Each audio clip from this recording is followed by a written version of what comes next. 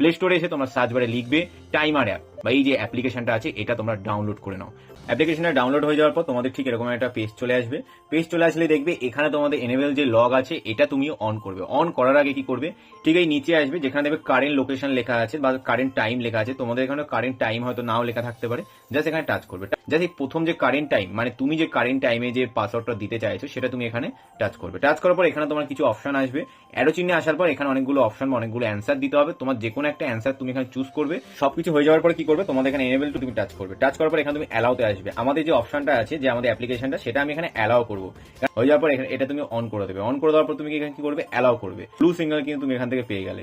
করা হয়ে গেলে তোমার ফোনে পাওয়ার অফটা অফ করে দাও, আবার অন করো। অন করার পর দেখো আমার কিন্তু সেম অপশন চলে এসেছে 9:25। আমি পাসওয়ার্ড লিখবো 0925। দেখো আমার কিন্তু হয়নি, কারণ আমার কিন্তু টাইম কিন্তু চেঞ্জ হয়ে গেছে 1 মিনিটের মধ্যে। কি হবে 0926।